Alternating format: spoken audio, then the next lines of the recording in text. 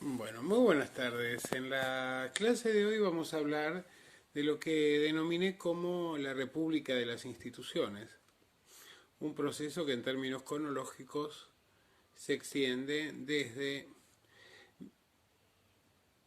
la caída de Rosas hasta 1880, pero concretamente toma su sesgo decisivo tras la victoria militar o la victoria acordada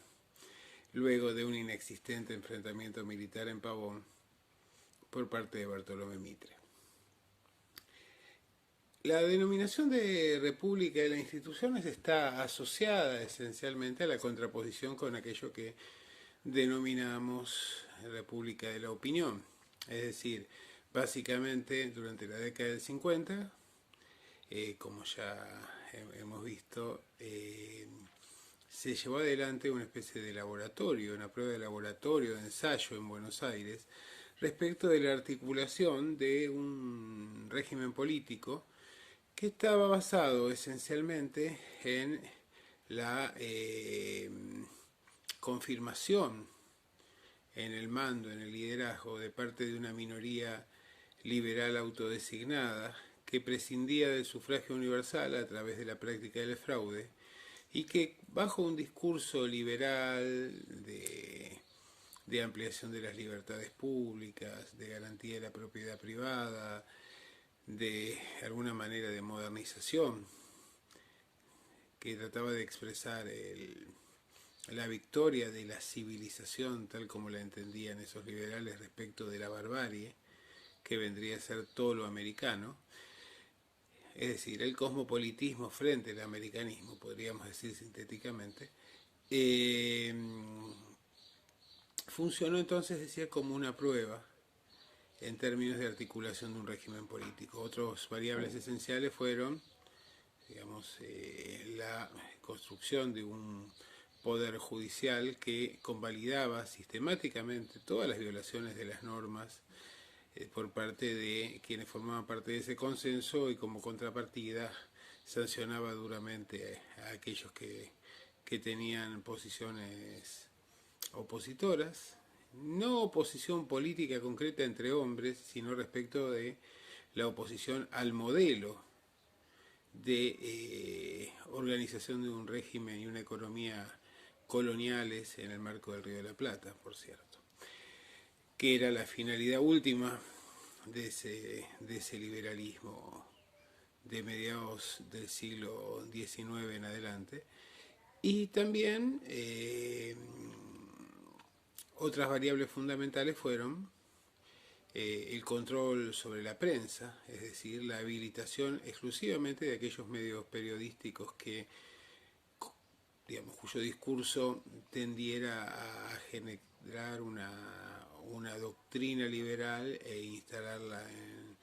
la mayor parte de la sociedad, la prescindencia de la voluntad popular a través del sufragio, a través de la aplicación del fraude y su reemplazo por una apelación constante a una opinión pública compuesta por sectores burgueses, medios y altos, esencialmente, y básicamente, digamos, relacionados con la expansión del modelo agroexportador dependiente. Y también, y en los primeros ensayos ya se va a ver en Buenos Aires, la utilización de la educación como una herramienta esencial para la construcción de un sentido común y de una lógica colonial, de una lógica en la que quedaran sancionadas la desigualdad, la concentración de la riqueza y básicamente un modelo cosmopolita que condenara a una representación asociada con el atraso a todo aquello que tuviera que ver con lo americano. Y básicamente, digamos, que esta educación ha hecho hincapié en presentar a nuestra sociedad no como una emergente de América, sino básicamente como un rezago de las sociedades del mundo eurocéntrico. Evidentemente, durante esa década del 50 lo que va a quedar en claro es la imposibilidad de liderar un proyecto político fuera de Buenos Aires,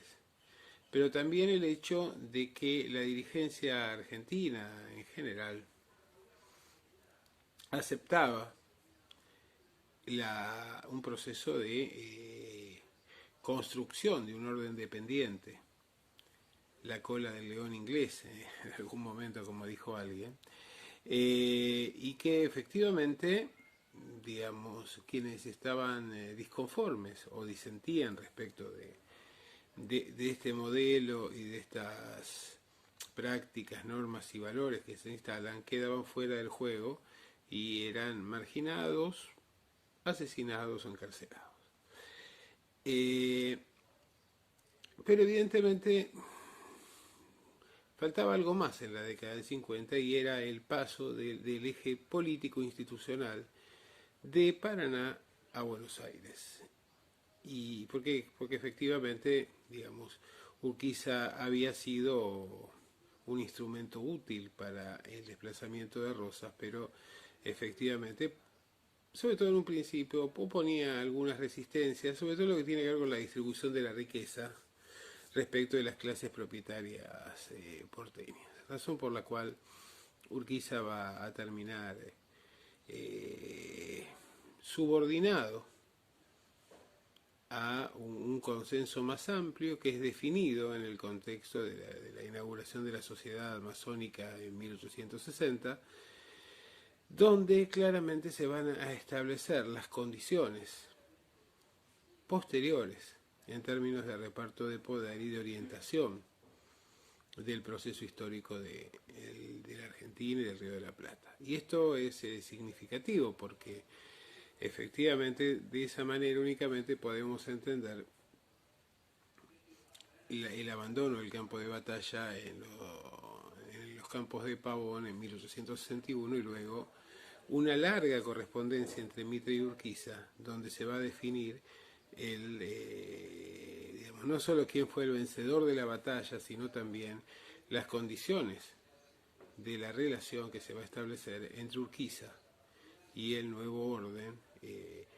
liderado por la clase propietaria,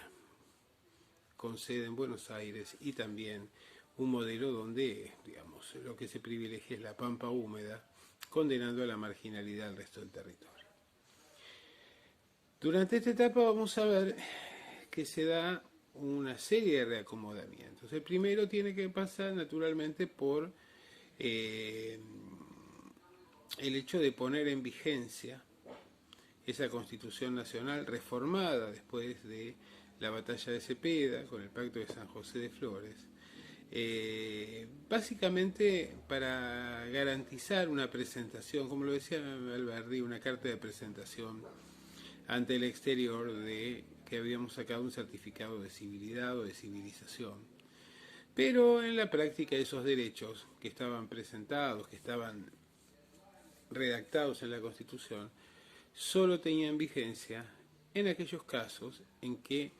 sus beneficiarios estuvieran en condiciones de hacerlo cumplir. Y es por esta razón entonces que vamos a ver que efectivamente, digamos, tal como lo planteaba Alberdi, iba a ser imposible llevar adelante un proceso de modernización acelerado reconociendo los derechos y garantías que estaban presentes en la Constitución para el conjunto de la sociedad. Se limitaba exclusivamente a las clases propietarias este reconocimiento de garantías, mientras, como vemos en el Martín Fierro, como se ve en la amplia literatura que tenemos respecto de archivos policiales y judiciales, evidentemente la gran mayoría de la sociedad permaneció al margen de esas conquistas o de ese reconocimiento de capacidades cívicas, políticas, económicas que figuraban en el texto constitucional.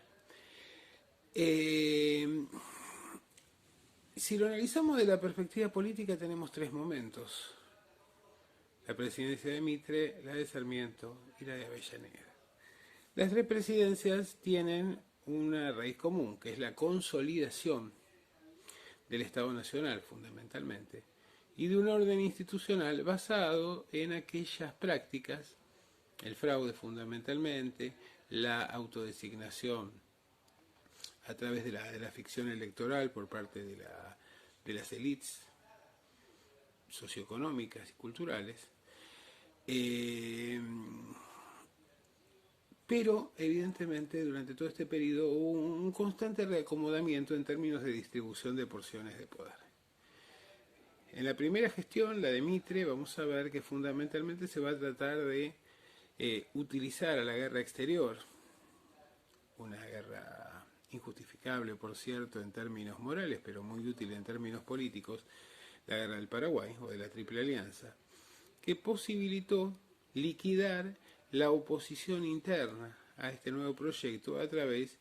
de lo que puede considerarse como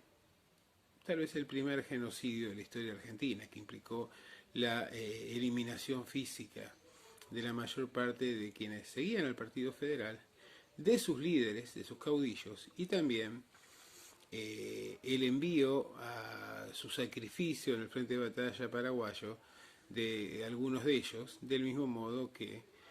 buena parte de la población afrodescendiente que fue donada por las clases propietarias porteñas como represalia por su adhesión al régimen de Rosas.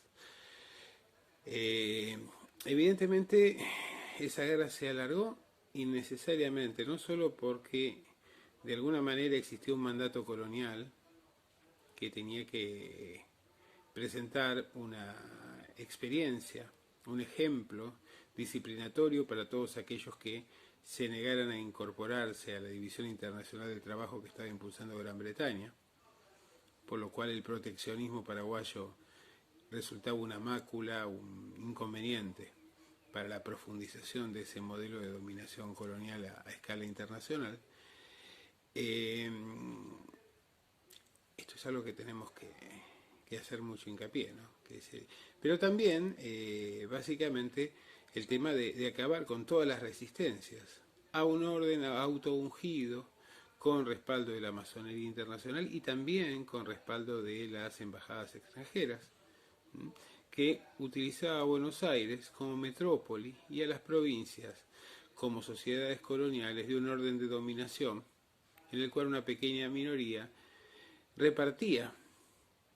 los beneficios obtenidos con los grandes capitales externos desde un centro de poder que, si bien formalmente gozaba de soberanía, en la práctica estaba profundamente condicionado por las decisiones de los mercados y por las presiones políticas imperiales. El gobierno de Mitre entonces no solo va a llevar adelante una tarea de liquidación de la base social del Partido Federal y de sus liderazgos, sino que también de alguna manera va a confrontar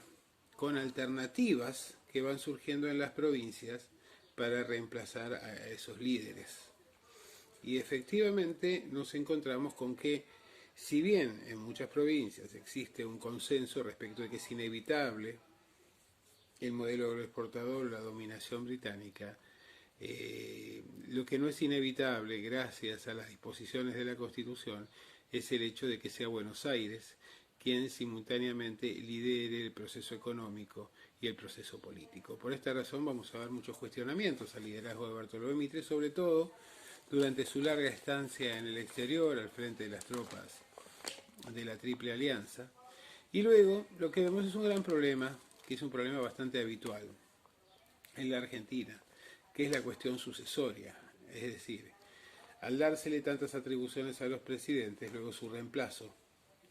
resultaba dificultoso, sobre todo cuando esos liderazgos tenían alguna matriz carismática. Mitre va a tratar en vano de imponer un sucesor, razón por la cual va a ser el ejército del Paraguay el que va a imponerlo, en alianza con ciertos sectores claramente de la primera sociedad porteña y también con algunos sectores de algunas provincias, reemplazando a un presidente porteño por otro de origen sanjuanino, que no participó prácticamente en ninguna clase de campaña electoral y que se enteró por el telégrafo de que había sido designado para cumplir esta función. Ahora, la llegada de Sarmiento plantea problemas. Y plantea problemas en primer lugar porque hay que resolver la finalización de la Guerra del Paraguay en el marco de un conjunto de rebeliones que se producen de parte de los últimos caudillos federales, sobre todo en la zona del litoral, que se oponen a este proceso de descentralización, de concentración del poder político desde Buenos Aires, ¿no? Y evidentemente Sarmiento llega con un programa muy distinto a aquel que había postulado. No le interesa impulsar colonias agrarias, ni la división de la tierra, ni mucho menos, sino que se va a definir como el primer alberdiano y claramente va a tratar de orientar su gobierno o convertirlo en un instrumento de las clases propietarias. Sarmiento se retira del frente paraguayo en 1870, dejando los beneficios de la guerra en manos de británicos y brasileños. Y básicamente también algo que está presente constantemente en esta república y las instituciones es la tensión entre la construcción del Estado y la vigencia efectiva de una república, porque esa república institucional que permanentemente preside los discursos se contrapone constantemente con las prácticas. Es decir, básicamente hay una matriz autoritaria donde los sectores militares y las clases propietarias, así como el poder imperial, tienen un papel determinante, y su víctima claramente es la sociedad, que debería ser aquella que ejerciera la soberanía popular según los términos planteados en la Constitución. Sarmiento va a incrementar la matriz represiva del Estado, también va a tratar de fortalecer todo aquello que tenga que ver con los lazos de dependencia respecto de los centros de poder y los centros económicos a nivel internacional. Pero evidentemente es un presidente demasiado autoritario y personalista en sus decisiones, con muy escasa muñeca política como para poder generar consensos básicos. Por lo tanto, el riesgo del incendio de la Argentina como producto de guerras civiles está permanentemente latente. Durante su presidencia se va a producir un ajuste de cuentas con Urquiza, que va a ser asesinado por indicación de Ricardo López Jordán, cumpliendo así la profecía de Hernández de que en la traición de Urquiza iba a ser pagada por la muerte, por la venganza a manos de un puñal federal. Y efectivamente esa fue la salida final. Sarmiento, que había sostenido el exterminio de las poblaciones criollas, indígenas,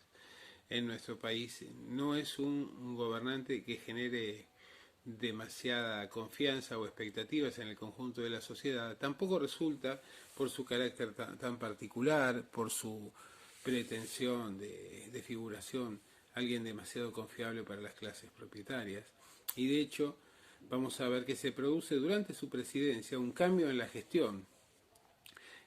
chilena. El Partido Liberal asume el poder y trae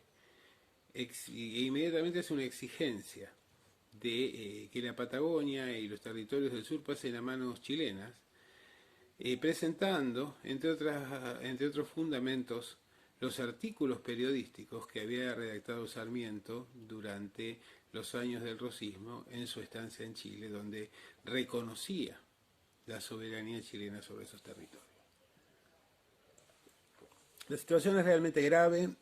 Estamos al borde de que se genere un movimiento de deposición institucional en ese contexto. También Sarmiento toma un empréstito que desaparece mágicamente entre su entorno. Y en un momento hasta Sarmiento piensa en pedir licencia para salir a contestar por la prensa las acusaciones de todo tipo que se formularon en su contra. Finalmente no lo hace y en el año 1872 va a exigir que se cierre el Congreso y se le otorgue la suma del poder público, es decir, justamente aquello que según él había caracterizado a Rosas y a otros caudillos como tiranos. Evidentemente las convicciones de Sarmiento variaban constantemente y su apego por la democracia no era algo que lo caracterizara. Fracasa en esto, su gestión termina realmente a los tumbos, básicamente va a tener que sostenerse en el poder militar que lo había ungido, y ahí se plantea el tema de la sucesión, y la sucesión se va a dar en beneficio de su ministro de Educación, Nicolás Avellaneda, quien con una gran habilidad política durante la exposición industrial de 1870 en Córdoba había conseguido formar un partido nacional que expresaba consensos entre las dirigencias de las provincias argentinas. La alianza entre el Partido Nacional y el Partido Autonomista Porteño va a llevar a la victoria de Avellaneda en un contexto de fraude nuevamente. Y por las características del sistema electoral de la época, el mitrismo, al ser derrotado, el Partido Nacionalista, como lo llamaba, un nacionalismo muy particular, como lo llamaba Bartolomé Mitre, decide alzarse en una revolución. Mitre, como siempre, iba al frente de batalla, pero evitaba combatir, ya que no eran esas sus dotes, sino simplemente buscaba una posición de fuerza desde donde negociar. En este caso negoció, pero no le salió bien. Tuvo que rendirse ante un joven coronel Roca, que le garantizó una serie de condiciones que luego fueron desechadas por el presidente Avellaneda. Por lo tanto, Bartolomé Mitre, que había sido el fundador de ese régimen institucional en 1861, terminó preso durante algún tiempo. Ahora, evidentemente, ni Mitre podía durar mucho tiempo preso por sus vinculaciones políticas, por la significación de su diario La Nación. Tampoco el clima internacional era demasiado favorable, se produce la primera crisis capitalista de significación de 1873 al 76, y ahí es donde Avellaneda sienta la doctrina de que el gobierno argentino pagará por sobre el hambre y la sed de nuestro pueblo, cuando el resto de los gobiernos a escala mundial habían decidido suspender el pago de capital e intereses de sus deudas. Avellaneda lo resuelve bajando salarios, despidiendo empleados públicos, pero garantizando en la mayor medida de lo posible la tasa de beneficio de los sectores económicos más concentrados y los capitales externos. Las políticas impopulares de Avellaneda permitieron que surgiera dentro del autonomismo porteño el denominado Partido Renovador, con un proyecto que anticipa en muchos puntos al de la Unión Cívica Radical. Muchos de sus hombres van a ser los fundadores de la UCR, empezando por el propio Leandro N. Alem. Y frente a esta situación, Avellaneda se da cuenta de que necesita el respaldo de Mitre como para frenar a estos jóvenes que habían tomado primacía dentro del escenario porteño. Por eso se produce en 1877 la denominada conciliación de los partidos, que permitió la presentación de candidatos comunes entre ese partido nacional, el mitrismo y el sector más tradicional del autonomismo, y que llevaron a la gobernación porteña finalmente en 1880 a Carlos Tejedor. Ahora bien, ¿qué era lo que estaba pasando? Bueno, evidentemente ese orden se estaba reajustando, estaban incrementándose la capacidad de negociación y de participación de la dirigencia política del interior, a condición de no poner en juego, o de propiciar, mejor dicho, los intereses de las clases propietarias. Efectivamente, por cómo eran los colegios electorales de la época, las provincias preferían unificarse con un candidato propio común para luego tener una mayor capacidad en la distribución de los recursos estatales y los subsidios que se distribuían por entonces. Llegamos así hasta 1880, y ahí tenemos una cuestión. Para el inicio de esta etapa de la República y de las instituciones, sobre todo para 1871, teníamos tres grandes estados en el territorio nacional, equivalentes entre sí: el Estado Nacional, el Estado de la Provincia de Buenos Aires y finalmente el Estado de la Provincia de Entre Ríos.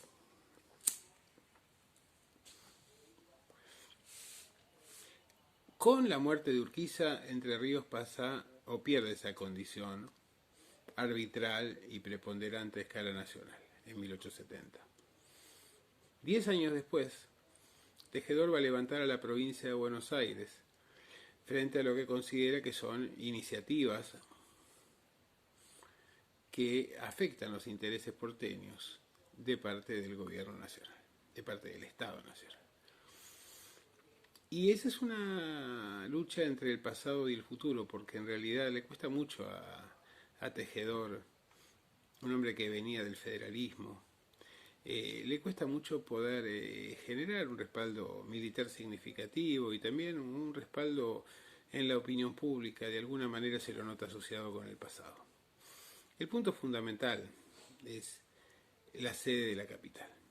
Es una disputa que se venía dando a lo largo de la historia, que tenía que ver con la administración de los recursos de aduanas y también de quién era la competencia del centro geográfico y político desde el cual se administraba la sociedad. Frente a los avances y las posiciones que pretendían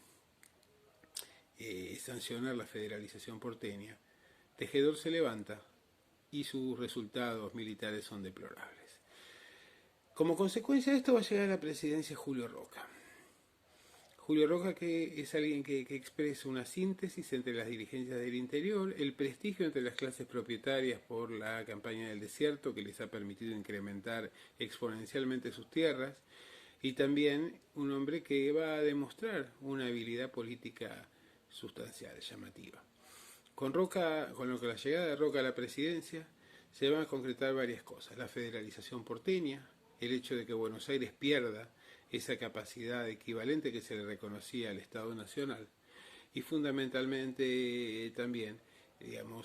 pone cierre a esas reyertas internas. A partir de ahí, por un par de décadas, esa oligarquía va a funcionar dentro de un nuevo orden político que va a ser diseñado con Roca como arquitecto. Fundamentalmente se va a consolidar mucho más la figura presidencial y van a crecer las competencias del Estado en materia civil. También se va a fortalecer la posición internacional de la Argentina y la demarcación, la definición de sus límites territoriales. De este modo, todo este proceso de república de las instituciones que atraviesa a Mitre, Sarmiento y de Avellaneda es una etapa justamente de transición, es una etapa de acomodamiento, una etapa de redefinición de un pacto de dominación a escala nacional que plantea que una hegemonía por parte de Buenos Aires, de la clase propietaria porteña asociada con o subordinada al capital internacional, en lo económico, la definición de una matriz agroexportadora desindustrializada en términos de modelo también productivo, y finalmente una participación activa y protagónica de actores políticos que surgen del interior, pero que en realidad están dispuestos a sostener un modelo de acumulación con sede en Buenos Aires, a cambio de poder redistribuir en las provincias parte de los beneficios generados por este pacto colonial. De este modo terminamos la clase de hoy y bueno, estamos en comunicación y los invito a leer la bibliografía respectiva. Muy buenas tardes.